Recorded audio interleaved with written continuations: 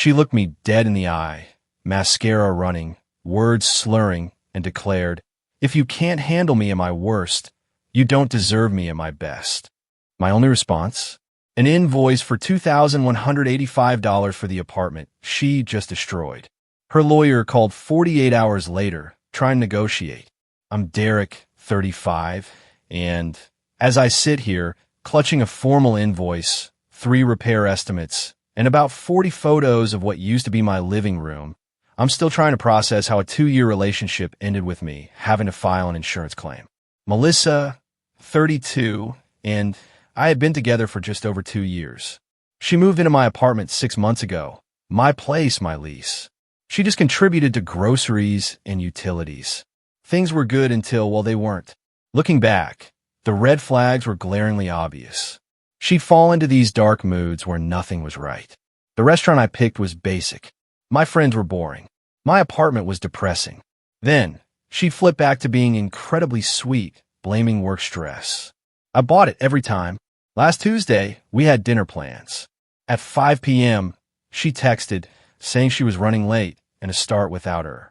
I waited anyway, because that's what you do for someone you love. She finally rolled in at 9:30. Wine on her breath, makeup smeared. My heart sank. "Where were you?" I asked, try to keep my voice even. "God, don't start with me, Derek. You said you'd be late. Not 4 hours late. I made reservations." I countered, feeling a familiar frustration bubble up. That's when she snapped. "You're so controlling, always needing to know where I am, what I'm doing. Maybe I needed space to breathe." "Melissa, asking where you were after you stood me up isn't controlling." I pointed out, my patience wearing thin. She grabbed her phone, started scrolling, completely ignoring me. I caught a glimpse of her screen, some guy's Instagram, full of hearts in the comments. My stomach clenched. "Who's that?" She jumped up, flinging her hands in the air. "See? This is what I mean. You're suffocating me. You're literally commenting hearts on some dude's thirst traps while I'm talking to you about standing me up." The words exploded out of me. That's when she hit me with it. The infamous Marilyn Monroe quote, mascara streaks tracing paths down her wine-flushed face, her words slurring. "If you can't handle me at my worst, you don't deserve me at my best." Then, without another word, she grabbed my PlayStation controller and hurled it at my 55-inch Samsung TV, which I'd bought last Black Friday. It spiderwebbed instantly. "Melissa, what the?" I gasped, but she wasn't done. She swept everything off the coffee table, my laptop, the router, a ceramic bowl my sister made for me. Then she grabbed the kitchen knife block and threw it at the wall. Actual knives scattered everywhere, one sticking into the drywall like we were in an action movie. My jaw dropped. She started pulling books off shelves, throwing them, then kicked over my guitar stand. My Fender acoustic hit the ground with a sickening crack that physically hurt to hear. Then she disappeared into the bathroom, and I heard bottles smashing. I didn't try to stop her. I just stood there, stunned, my phone in my hand, recording. 5 minutes of pure, unadulterated destruction while she screamed about respect and deserving better and how I was emotionally abusive for questioning her. Finally, she stopped, breathing heavy, looking around at the carnage. "This is what you made me do," she panted, her eyes wide with a strange mix of triumph and accusation. "This is your fault." I looked at my destroyed TV, the knife in my wall, my broken guitar, and said the only thing that came to mind, my voice flat. "You're right. I don't deserve this." Her face actually lit up like she'd won something. So I continued, "Pack your stuff and get out." The victory drained from her face. "What?" "Baby, no, I didn't mean out." "Take what you can carry," I said, my voice hardening. "You have 10 minutes, or I'm calling the cops." "Derek, I'm sorry. I just got emotional. You know how I get," she pleaded, tears streaming. 9 minutes, I stated. She scrambled, grabbing some clothes, crying about how I was overreacting, how couples fight, how this was normal passion. Normal, right? After she left, the silence in the apartment was deafening, punctuated only by my hammering heart. I took photos of everything, every broken item, every hole in the wall, every knife mark. Then I started making calls. The drywall repair guy quoted $400. A new TV, $650. Guitar repair, $200 if fixable. Laptop screen, $300. Router, $80. Coffee table glass, $150.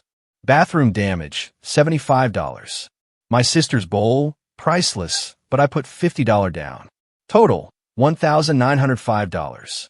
Plus 1 day of lost wages for dealing with all this, $280. Grand total, $2,185. I typed it all up on a proper invoice template. Itemized, professional, even added a 30-day payment term. Printed 3 copies. The next morning, I knocked on her friend Jessica's door, where I knew she'd crashed. She answered, looking disheveled. I handed her the envelope. "What's this?" she asked, bewildered. "Invoice for the damages. You have 30 days. She actually laughed. A real, scoffing laugh. "You're joking. Check the photos attached." "I'm not," I said, my face impassive. She slammed the door in my face. 48 hours later, my phone rang. Unknown number. "Is this Derek speaking?" a smooth voice asked. "This is Bradley Thornton, attorney representing Melissa Vaughn.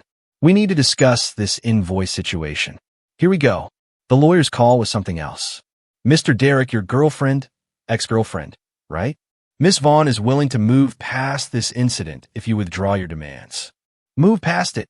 She destroyed $2,185 worth of my property. I exclaimed. She was in emotional distress. "You provoked her by asking where she was after she stood you up. She says you were controlling, jealous, that you regularly monitored her activities." I scoffed. I asked one question about her being 4 hours late. That's it. Silence on the line, then papers shuffling. "Look, Mr. Derek, pursuing this will get messy." She's prepared to file a restraining order, citing emotional abuse for asking her to pay for things she broke or a pattern of controlling behavior that led to her defensive reaction. Defensive? That's what we're calling it now. I asked, my voice laced with disbelief. "Mr. Thornton, I have 5 minutes of video showing her destroying my apartment, unprovoked. I have photos of knives on my wall. I have receipts for everything damaged. File whatever you want. You have video?" His voice changed. Every second, from the TV to the guitar to the knife throwing. A long pause. "I'll need to consult with my client." That was Thursday. Friday, Melissa showed up at my work. Security wouldn't let her into the building, so she waited by my car. 5 of my coworkers saw her there, crying, making a spectacle. "Derek, please just talk to me." "Melissa, your lawyer said not to contact each other." "Screw Bradley. He's Jessica's cousin. He doesn't get us. There is no us." "Baby, I was drunk. I was upset. You know my dad issues make me act out sometimes." "Ah, yes. The dad issues." Her excuse for everything from not paying rent to flirting with bartenders. "Your dad didn't throw knives on my wall. I'll pay for it." "Okay, I'll pay. Just take me back. Then pay. Venmo's still the same." I don't have it right now, but I will. If we're together, I'll make it right." "So, you'll pay the invoice if I take you back, but not if I don't." She realized what she'd just said. "That's not. I mean, goodbye, Melissa." I got in my car. She pounded on the window, screaming. Security came over, asked if I needed help. I just drove off, leaving her in the parking lot. Saturday morning, her mom called. Diana, the enabler-in-chief. "Derek, sweetie, Melissa told me what happened. Did she tell you about the knives?" I asked dryly. "She said you two had a fight and things got broken. She threw a knife block in my wall, Diana. Knives, plural, in my wall. Well, you must have really upset her. Melissa doesn't just act like that. Actually, she does. Remember when she keyed her ex's car? That was different. He cheated. No, he didn't. He had a female study partner. Well, she felt betrayed. So, property damage is her go-to? Derek, just drop this invoice nonsense. You're embarrassing her. She embarrassed herself. If you ever loved her, I love who I thought she was. That person wouldn't have destroyed my apartment. Dollars. All 2,000 is nothing to you. It's not about the money, Diana. It's about consequences. What if she can't pay? Then I take her to small claims court. Diana hung up on me. Sunday, I got a text from an unknown number. It was Antonio, the guy from Instagram she'd been harding up. Bro, Just wanted you to know I didn't know she had a boyfriend. She told me you were her roommate. My bad. Roommate. We shared a bed for 6 months, but sure, roommate. How long? I typed back. Been talking for like 2 months. Met up a few times. Nothing physical, though. She said she wasn't ready because of her toxic living situation. Toxic living situation. That's what she called our relationship while lining up my replacement. Thanks for letting me know. She's crazy. TBH, she showed up at my place at 3 a.m. Friday, crying about some invoice, trying to stay the night. Had to call her an Uber. Even Antonio, who'd only known her 2 months, could see the crazy. Monday morning, another call from Bradley, the lawyer. Mr. Derek, Miss Vaughn is willing to pay $500 toward damages. The invoice is for $2,185. She doesn't have that kind of money. Be reasonable. $500 is a good faith offer. Throwing eyes on my wall was bad faith. The invoice stands. If you pursue this, we'll countersue for emotional distress. For what? Breaking up with her after she destroyed my apartment. For the trauma of being filmed without consent during a mental health crisis. Mental health crisis? Is that what we're calling temper tantrums now, Mr. Thornton? Mr. Derek. Mr. Thornton. She was filmed in my apartment, destroying my property. I had every right to document it. See you in court. I hung up. Then I did something petty. I posted one photo on Instagram. Just a knife sticking out of my wall. Caption: when people show you who they are, believe them. Within an hour, my DMs exploded. Mutual friends asking if I was okay. Her friends calling me dramatic. And then Melissa herself from her account. Take that down now. Blocked. New account 5 minutes later. Derek, please. Everyone's asking me about it. Blocked again. Her mom. You're ruining her reputation. Blocked. Jessica. Real mature Derek. Blocked and deleted. The beauty of it? I didn't name anyone. Just posted a knife in a wall. If people made connections, that's on them. By the way, if you're still with me, make sure to hit subscribe. More unbelievable stories are coming. Tuesday afternoon. Melissa tried a new strategy. She showed up at my apartment with her emotional support team. Jessica, her mom Diana, and surprisingly, her dad, Robert, who she supposedly had all those issues with. I watched them through the doorbell camera. Didn't open. Derek, we know you're home. Your car's here. Melissa called out. I texted her. Communication through lawyers only. I fired Bradley.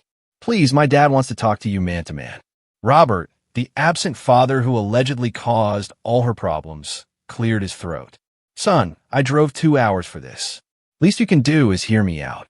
I opened the door, but kept the chain on. Mr. Vaughn. Derek, look, my daughter, she's passionate. Gets that from her mother, he said, trying to be jovial. Diana huffed. Robert, what? It's true. You threw my golf clubs in the pool when I forgot our anniversary. That was different. Ow.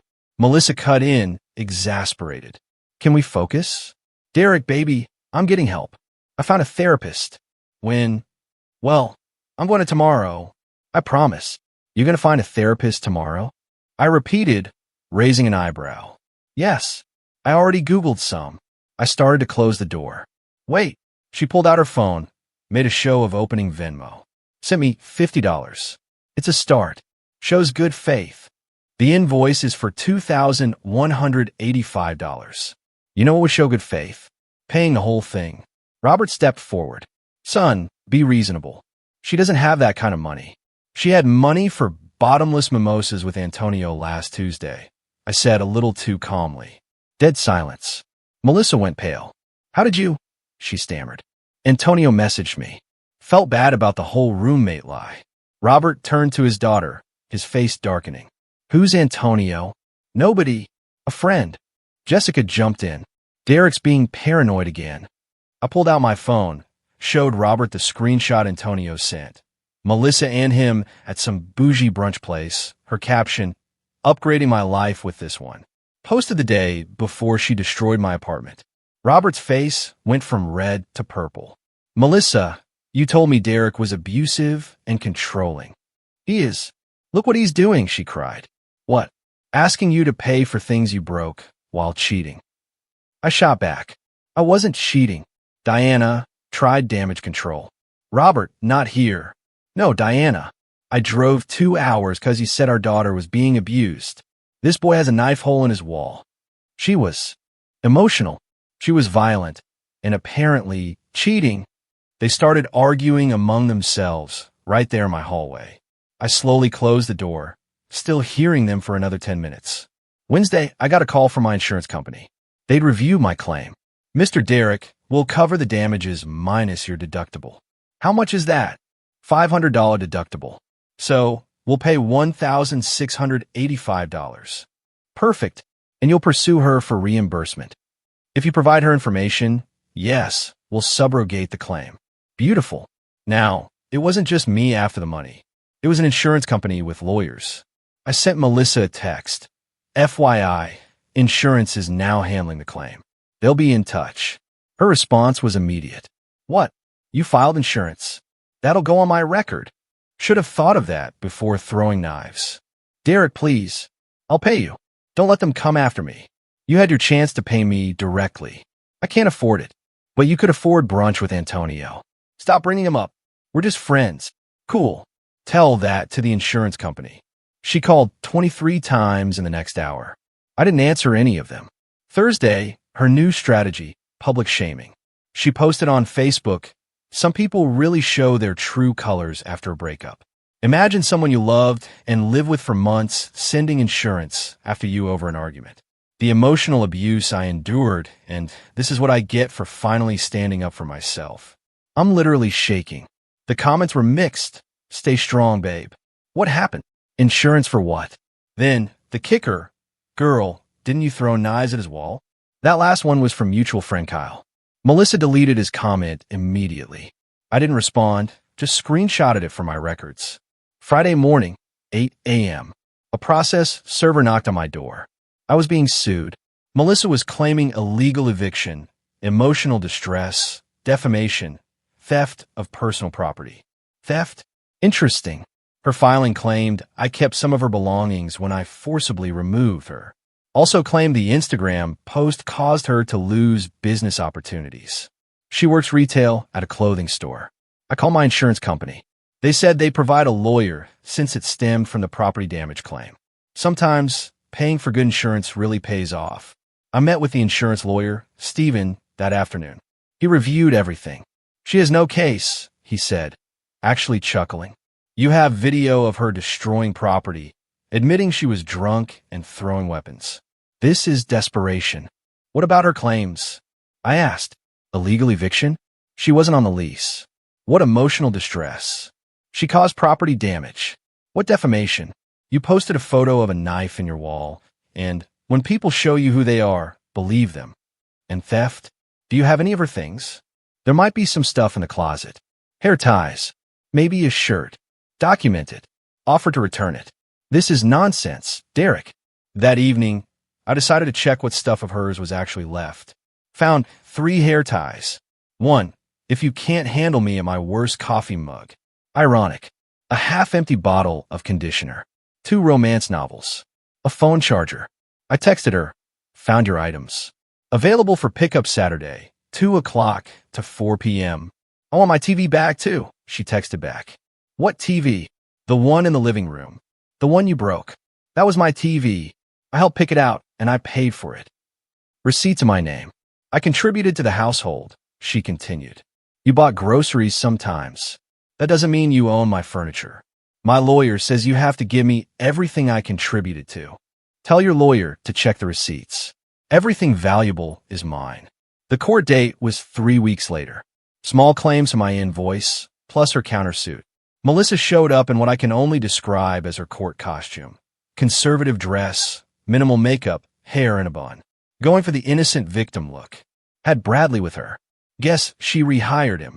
Plus Jessica and her mom in the gallery, glaring at me. I had Steven from insurance, plus my neatly organized folder of evidence. The judge called my case first. Steven presented the invoice with receipts, photos of all damage, the 5-minute video, screenshots of her admissions via text, the insurance claim documentation. The video was the killer.